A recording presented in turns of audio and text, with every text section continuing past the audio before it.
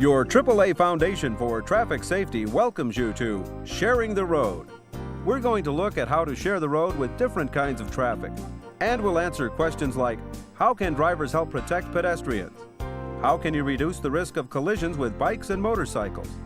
And how do you safely share the road with trucks and oversized vehicles? All this and more in Sharing the Road. Whoa. Hi, I'm John Burnett, and welcome to Driving Safety. And I'm Patrice King Brown.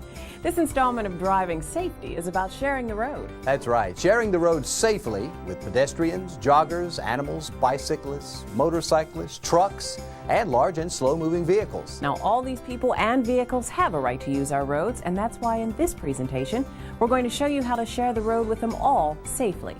First of all, let's talk about pedestrians, people on foot. Now, what problems do pedestrians pose for drivers, Patrice? Well, sometimes pedestrians don't obey traffic laws, and drivers who aren't alert for them can hit them. Or the driver can swerve to miss the pedestrian only to hit something else. Drivers concentrating on traffic, signs, signals, and other roadway users often fail to check for pedestrians until it's too late. Distracted pedestrians often cross the street without looking both ways, too. That's right, and they might run across the street either against a light or just as the light is turning red. They should know better, but even adults in a hurry will often disregard safety and assume that the driver will both see them and grant them the right of way. But making either of these assumptions can be fatal. Drivers have an absolute responsibility to avoid and prevent collisions with pedestrians. When driving, you should scan the roadway and the sides of the road continuously. Watch for children on or near the street and scan beneath parked vehicles for any sign of movement.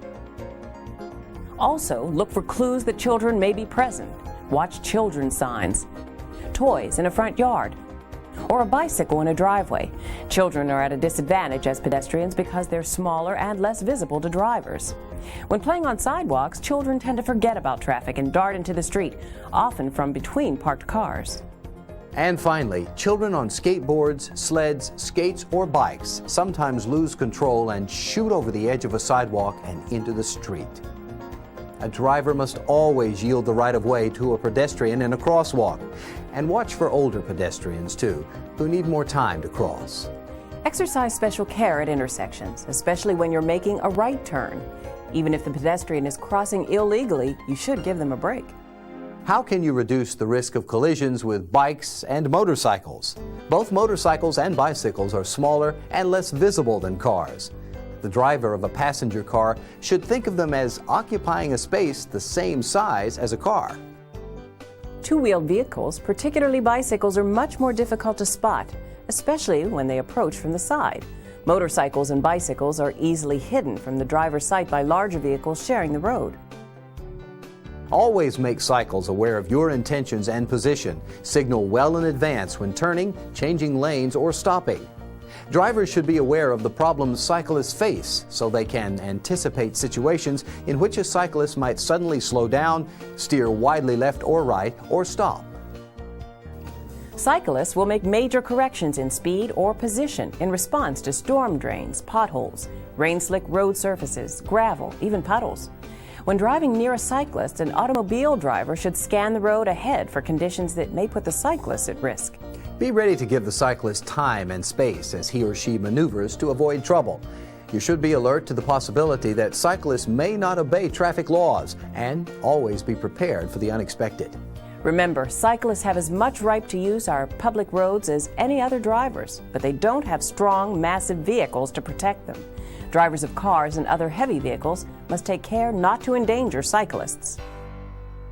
Which brings us to the heaviest vehicles on the road today, trucks and tractor-trailers. How can you safely share the road with these guys?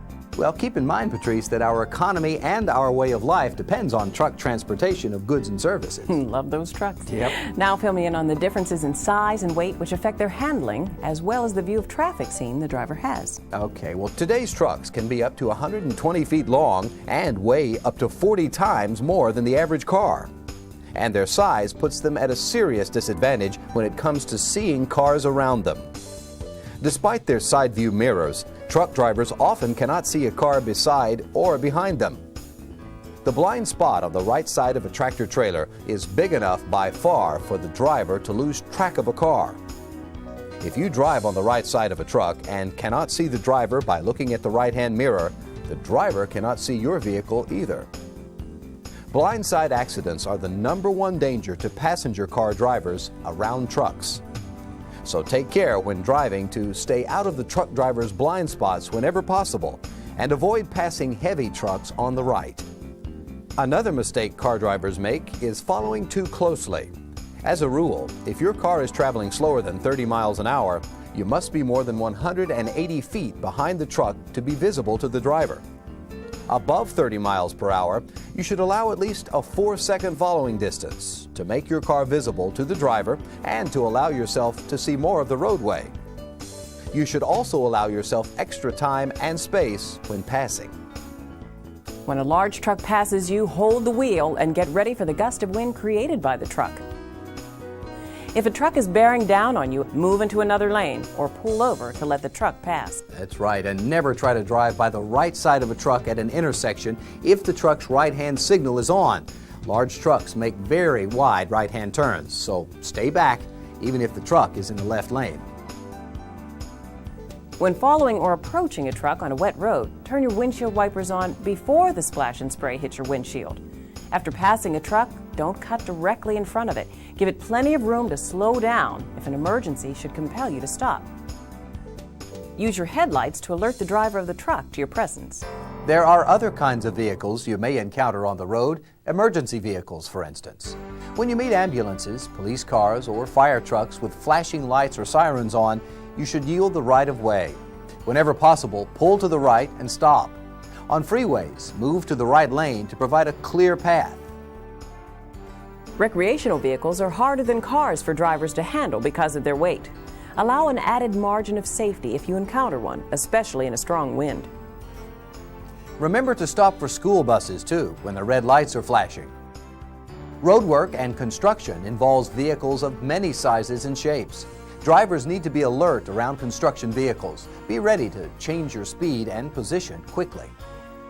Oversized and slow-moving vehicles such as farm tractors, road graders, and equipment carriers are a real danger because your car will approach them much faster than it will a vehicle traveling at a more normal speed. Be prepared to slow down if you see one of these vehicles, and before passing, consider the driver's likely actions. As drivers, we have to share the road with all kinds of people, animals, and vehicles. If we drive courteously, if we communicate with the other users of the road and anticipate their actions, we can all travel safely and enjoyably on our roads and highways. Thanks for joining us, everybody.